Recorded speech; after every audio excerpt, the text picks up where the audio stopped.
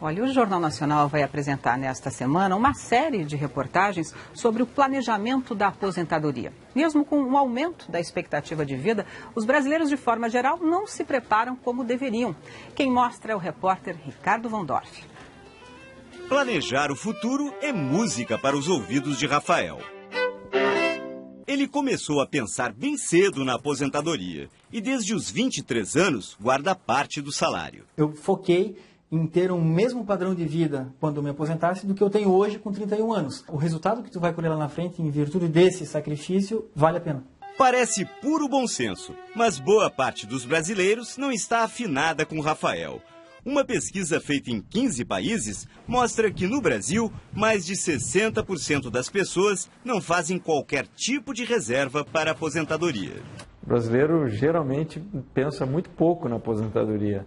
As pessoas não lembram que a gente ganhou 30 anos de expectativa de vida, que é uma coisa fantástica, mas isso exige uma série de mudanças de comportamento.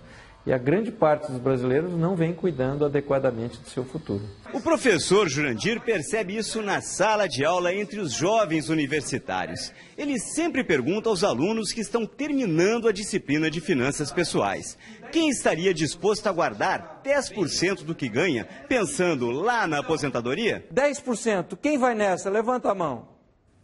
Mais de 90% dos alunos costumam responder que sim, mas quantos de fato levam o plano em frente? O professor decidiu pesquisar. 5 anos depois, só 4,8% dos alunos estavam poupando o suficiente para a sua aposentadoria. 53% estavam poupando nada, zero.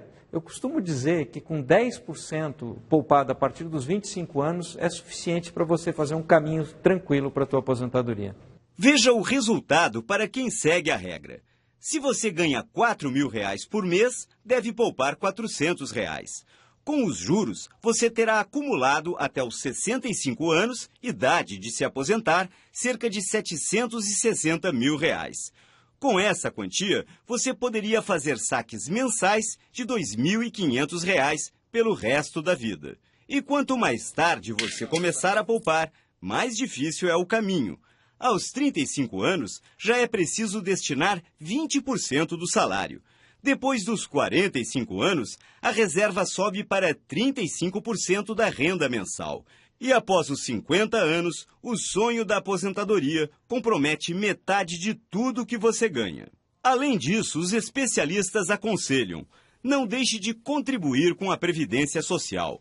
O valor médio das aposentadorias pode ser modesto, mas pinga na conta, sem atraso, todo mês.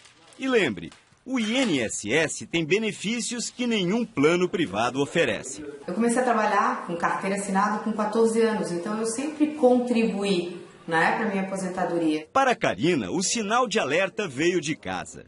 O pai, empresário, nunca pagou INSS ou guardou dinheiro para a aposentadoria. Aos 70 anos, continua trabalhando. A minha ficha caiu quando eu já estava com 33 anos, grávida do primeiro filho, e que eu avaliei. Meu pai nunca tinha se planejado para a aposentadoria. Daí eu pensei, eu não quero isso para mim e nem para o meu filho.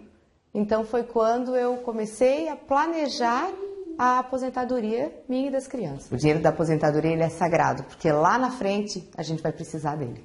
Lembra do conselho do professor Jurandir aos alunos? Tiago seguiu ao pé da letra. Paga o INSS e também investe em ações e em títulos públicos. Tiago, quanto da sua renda você reserva em nome da aposentadoria? No mínimo 10%. Em meses que eu tenho uma folga, que eu posso, eu procuro reservar um pouco mais, em torno de 20%, chegando até 30% em alguns casos. Consegue isso controlando os gastos e evitando desperdícios, como aprendeu na sala de aula. A gente não tem esse tipo de educação financeira no colégio, nem em casa, né? E eu acho que, quem sabe, se isso fosse incorporado ao plano de ensino das escolas, né? Isso ajudaria muito a população de maneira geral a médio e longo prazo.